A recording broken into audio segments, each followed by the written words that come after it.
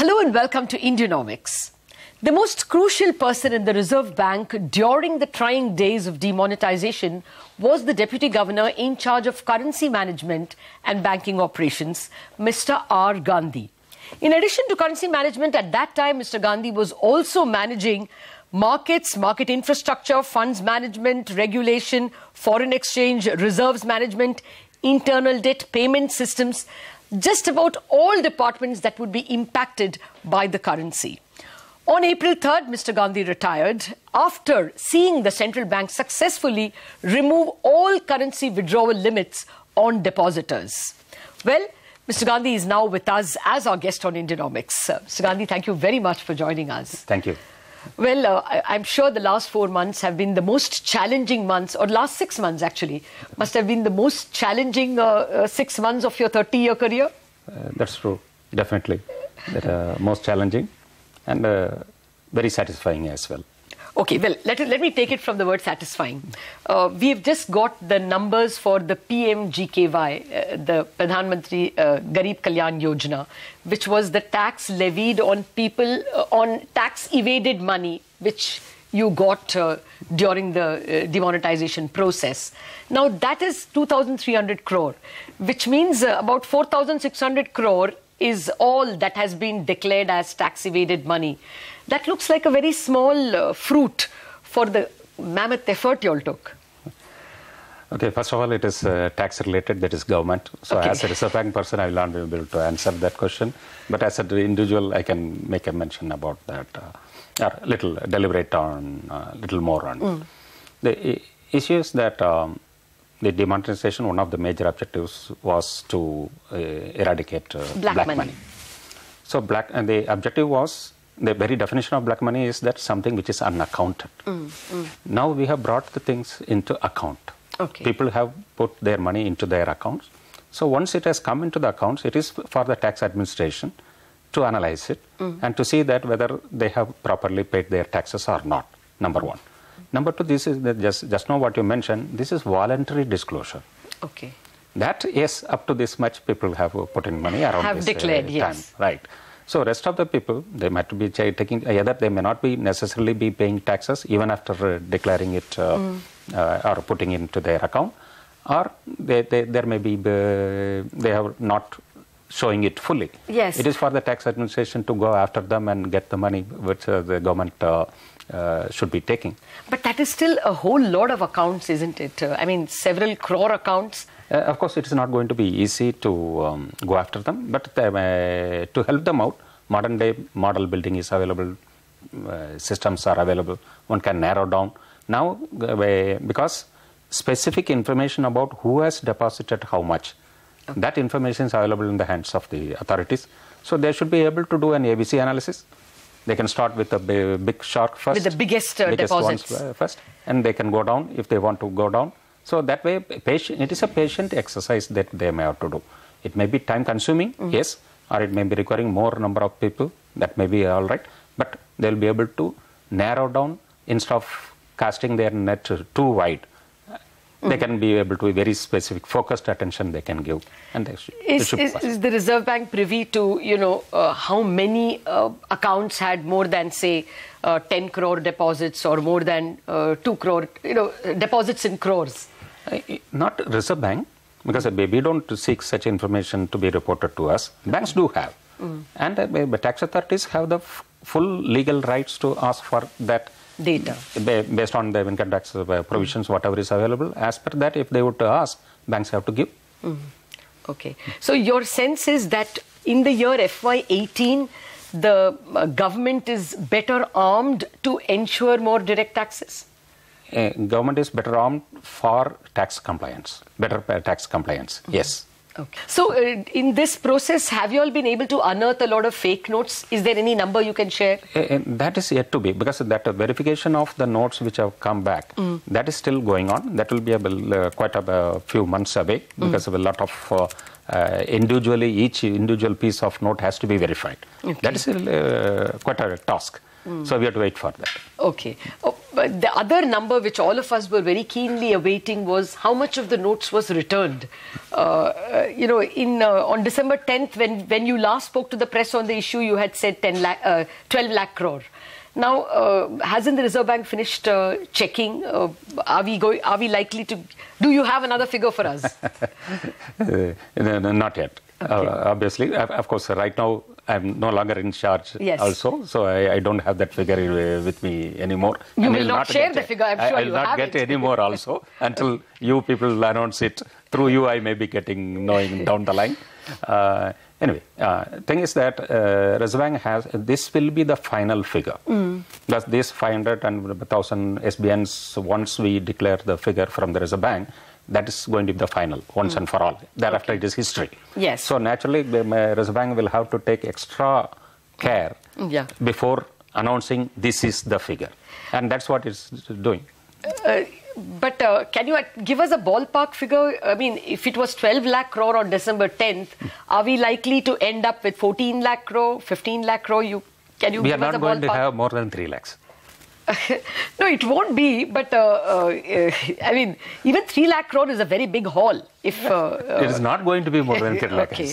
Because of the 12 lakh we already mentioned. Okay, that is true. Okay, in that sense, not more than 3 lakh crore. But if you can, when is RBI likely to announce that? You must have seen a large part of the double counting and the checking. Right. When do you think we can expect that number? One is that the window that is still available for the NRIs, that is not yet over. It is going to be up to 30th June. Oh. So that necessarily, I would think that Reserve Bank would wait for that kind of final numbers. Okay. Before that, it's not final. Even if any figure is given, it has to be tentative. Again, it has to be tentative. So tentative figure at any point anybody can give. That's a different issue. But if you want to really have the final figures, then the window has to be closed. So it will be after June only that we should expect this number. I would presume so. Okay. So how much is the double counting? Can you tell us, you all were giving us numbers regularly till December 10th. After that you stopped. What is the double counting you fear? What are the avenues of double counting? See, in banking transactions, all the people who have worked in banks or who know about banking will be able to appreciate what I'm going to say. As a running organization, at any point in time, there will be several mistakes will be happening. And that is why... Such as? That is credit. Instead of credit, it may be debit, or instead of one type of credit, it is another type of credit. For example, in the currency operations, from the Reserve Bank, we send remittances to the currency chest. And from the currency chest, soil notes come back to Reserve Bank. The currency chest get a credit deposits, from RBI. They get money, cash from their branches, from some other banks. And they also send cash to their own branches or some other banks. Each one of these have a different type of transaction. It has to be accounted differently. When it is going from Reserve Bank, they are not supposed to credit, they are not supposed to get any credit for that, because it is Reserve Bank money going from Reserve Bank into the currency chest. But they may account it, somebody by mistake may account it as deposit. This has to be ferreted out. For that only we have periodic audit, periodic balancing, physical checking also. So through those kind of checks and balances, these mistakes come out. Then we make the corresponding accounting. And what about at the bank end in those days of demonetization? Where could the mistakes have happened? Yeah, from the banks also, because different branches remit to them. SBNs come from the public to the branches. One branch sends SBN to another branch. Then some other bank puts or sends SBN to one bank. Or post offices send, and all of them independently reporting to Reserve Bank or government or their head office. So there will be chances of multiple counting or double counting, what we call double counting. It is possible. That patiently we have to tick off everything, and everything is okay in that. It is a painful exercise. I can imagine. And it's 15.4 lakh crore and it is 4,500 currency chests. And I guess, 90,000 branches in India today? No, 140,000 branches. Okay, 140,000 branches, only counting banks. Yes. I'm sure it's a massive exercise. Yes. But that's what I want to know from you, Mr. Gandhi. How did Reserve Bank prepare to reach currency to all these places and how you pulled it back? But we have to take a brief break. We are coming back and asking the more interesting questions on how did Reserve Bank prepare for this gigantic exercise. We ask the man in charge, Mr. Gandhi, in a minute. Welcome back to this special edition of Indianomics. Special because we are speaking to the man who knows the ins and outs of the currency management in the country, especially during the trying days of demonetization. I'm speaking with the just retired Deputy Governor of Reserve Bank of India, Mr. R. Gandhi, who was in charge of currency and, of course, markets, market infrastructure, payment systems, all the key departments during those trying days of demonetization. Mr. Gandhi, how did Reserve Bank prepare for the demonetization exercise?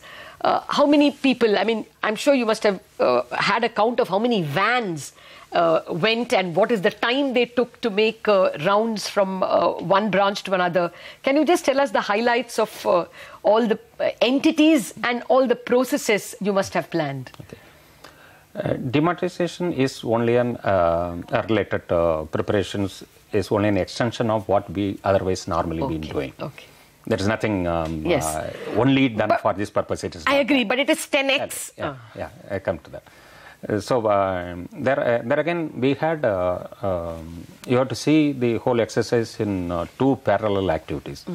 One related to introduction of new series of notes. The introduction of new series of notes we would have done in any case, whether demonetization decision was there or not. Still, we had been planning for this, and that is already publicly announced. Also, it will be coming. So that meant that new series of notes have to be designed. They have to be the related paper, currency paper has to be produced, and it has to be printed, and other inputs have to be gathered. This is a standard production exercise, manufacturing exercise, which we are all along been doing. Yes. So that pre-planning was there already. So which should come first, which precedes what, which succeeds what, all those planning was, and how much. So you all had planned even for the printing paper? Yes. Okay. Printing paper and the security thread that it has to go into it, and the various type of things, whether it is offsetting or integrity. So you had a stock of all that before? We had to carefully plan. Yes, before that. So that planning was already there. What got added to it because of the demonetization exercise was the sheer number of notes which need to be printed. In the normal course, when if you would be introducing only new series of notes, it is not in exchange of this magnitude. That's true. That we could have taken it at our own pace, and the minimum number of notes which are required to be introduced at one go, that much only will be there. Here the exercise was that we have to be printing a lot. Yes. Something like almost 19 billion notes or 20 billion notes? That was the calculation we had been doing during the strategizing No, I'm only exercise. Going by what was available in the Reserve Bank report, in the annual report in July, that the total number of 500 rupee notes were about 15 billion. And the total number of 1,000 rupee notes was 6 billion. That's right. So assuming that 6 billion became 3 billion because it was 2,000 rupee notes, we were going with a number of 18 billion notes. Was that what you all were working with? If the objective was to meet 1:1, then those kind of calculations definitely made. Okay. During strategizing, we have to see whether it is possible to have 1:1. Okay. So 1:1 means that many number of notes. That's a simple calculation. It's simple arithmetic. Anyone can do it. So then next question is whether we'll be able to produce that much by what time? Okay. Whether that time was acceptable. We had calculated that it would be it'll take up until June. Was that wrong? Until June of? This June. To print 18 billion, RBI would need the printing presses would take up to end May or early June. That was wrong, obviously. Okay. Right. Because in the normal course, we have established installed capacity in all the 4 presses that we know, and we have been operating typically on 2-shift basis. Yes. So 3rd shift was available. So that way to enhance the production.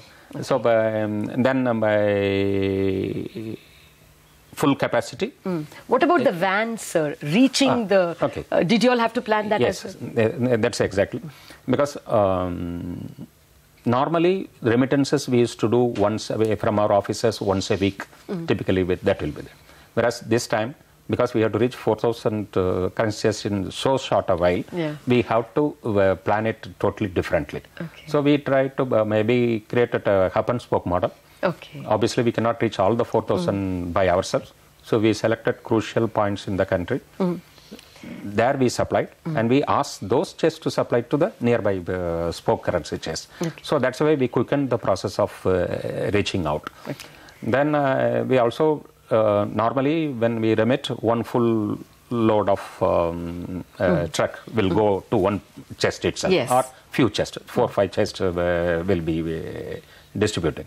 This time around, at least one box of 2,000 should be available in every currency chest. Okay, okay. That way, we saw to it that on the day when we started, every currency chest had new currency. Okay.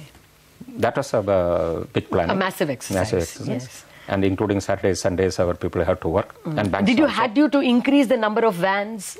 Yes. Okay. Obviously. How many fold? That every day, because it's all a distributed process, and from the presses, every day cash was moving to the currency chest, to Reserve Bank, and from Reserve Bank to the hub chest, and from hub chest to the other chests. Okay. So every place we were calling for additional resources. Okay. When did you all start this massive exercise of calling for more vans, calling for more ink, calling for more printing paper? Luckily, it's all a distributed decision. Yes. Right. The hub chests themselves were about 700, 800 chests were there. Okay. Okay. So in all those locations, we asked some USS to reach your spoke chest, how many you will be requiring. But you could have done that only after November 8th, isn't it? Yes. So openly. Yes. But before that, could you all do anything without leaking out the information? Yeah, moving the cash, it happened before. Earlier. It happened during entire October. Okay. Entire October it was moving. Okay. Yes, as a part of introduction of new series notes. Okay. So it went in the guise of normal introduction of new notes, so that nobody would suspect. Okay. If you think back, we were told that December 31st, the withdrawal limits would go away.